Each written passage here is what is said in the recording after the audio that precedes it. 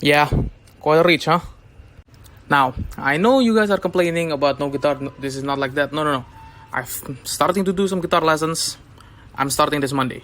Okay? If you've lived in Maine, where I live, in the East Coast here, you'll understand what I mean when I talk about upstate guys. So these guys are, those guys who just live upstate or just go to college upstate. And a lot of these people, well, they're rich. They have rich parents. And they usually just drive around in their Corvettes, annoying the entire town just to get enough attention because mommy and daddy forgot to give them any attention when they were a child. Heck, I used to run with one. Well, the older brother though, and he used to drive an ATK. Actually, just met him in Italy. But this was the golden. He is the golden child, the one that they're proud of. Meanwhile, the ones that we're talking about are basically the younger brothers, the one they did not expect to have. So now they're looking for attention everywhere else, and driving their Corvettes in an erratic manner. But now, well, they want to see some success. They want to be sort of like their brother and want a sports car, and this is it. The Ibishu Saga, and this is the ultimate one they want, which is the VT-6 4-wheel drive Black Series. Before we get around to it, we'll explain the history. So, in 1986, Ibishu wanted to enter the sports car market and win the sports car market, ultimately in the US. To do this, they grabbed the Pessima's platform. People would like to think that this car and the Pessima shared the same platform, but well, they have the same platform, but the platform from the Saga, who is based off of, is strengthened a bit so that it can handle the power. Now, they grabbed the engine, the H4 1.8 liter and the 2.6 liter H6 respectively, which was a joint effort with Hirochi to develop the engines, and the engines were then installed into the Saga. This is Ibishu's use of the engine, but further in the Saga, the engine was never used again, but the engine actually has been used in a couple of Hirochi vehicles at the time. Apparently also, parts of this car apparently made its way towards the first generation Pessima. Mainly, the turbo, the digital cluster, and the all-wheel drive system. Ibishu at the time was not trying to make a sports car to rival the Bolide. No. What they are trying to make at the time was their take on a sporty car. And they succeeded for a while.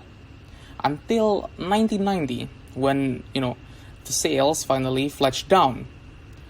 Because of the trickle-down technology from this car heading towards the Pessima. So people just decided that they should just have the Pessima because it has the same tech. Until in 1991, when they tried to do a last hurrah and created this, the 1991 Ibishu Saga VT-6 Black Series.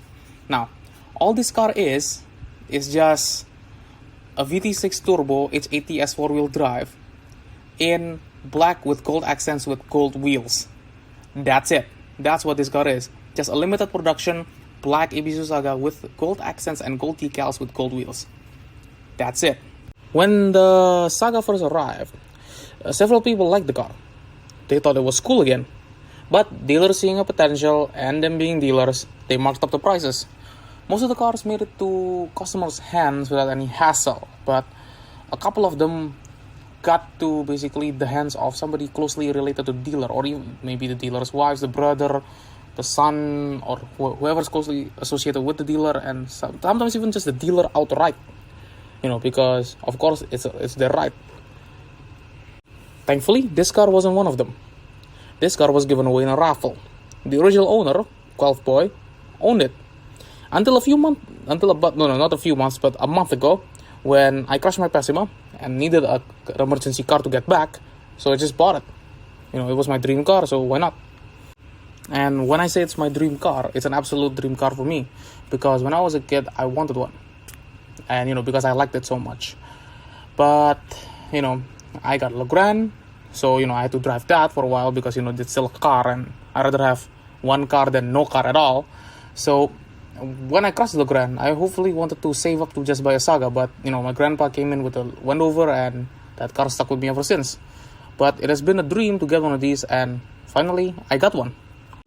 Car was original when I first got it, but when I made a stop in Utah, I did a couple of mods, the turbo, flywheel, and other things. Basically made this car a lot more powerful. So this car is now 300 horsepower. Changed the tires, their basic service and all that stuff, and put GPS on it. All basic stuff. Okay, the original parts are still on me, and when I eventually want to sell it, I don't know when, but there will come a time where we need to part ways. I'll put the original parts back and sell it as an original. So, a lot of you might be asking, what is it like to drive? Well, this Black Series is just a normal VT-6 turbo 4-wheel drive. So it just drives the same as a VT-6 turbo all-wheel drive with a couple of mods. Actually, when I drove it stock, it was actually really good. It's zippy, it's drivable, you can throw it around, it's really cool. With upgrades and a couple of things that I did to it, a couple of adjustments, I made this thing same feeling but with more power. Honestly, the only gripe people have with this car wasn't the drivability or the power or anything else. It was just the price point. That's the only thing they had a gripe with.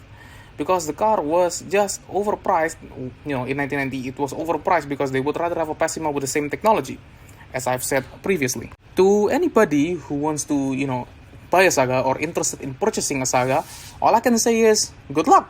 Just go for it. If you have the money, just go for it. The car you might find won't be a Black Series, but you'll probably find a decent VT-6 or VT-4 somewhere out there. But honestly, I recommend the VT-6 more than the VT-4. Not saying that VT-4 is bad, but if you have a choice between the VT-6 and the VT-4, choose the VT-6. Maybe if the VT-4 has a turbo and all-wheel drive, choose the VT-6, because honestly, the VT-6 drives better, but it's your choice. I'm not here saying one is better than the other. Just one rule though: do not put VT-6 badges on a VT-4 car. Yeah, it's uncool. You're being a poser. It's not real. But if you swap an H6 into the VT-4, technically it is a VT-6, so you do you. That's your choice. But it would be true because technically it has the H6. But if you still have the H4 and you swap it to a VT-6, don't. You look like an utter knob. Honestly. So final thoughts is just this. It's good. It drives great. Find one if you want one. If you want to buy one, get one. But do not swap out the VT-4 badges on a VT-4 car for a VT-6 without swapping the engine. Because you'll just be a poser. And a poser is worse than those upstate guys.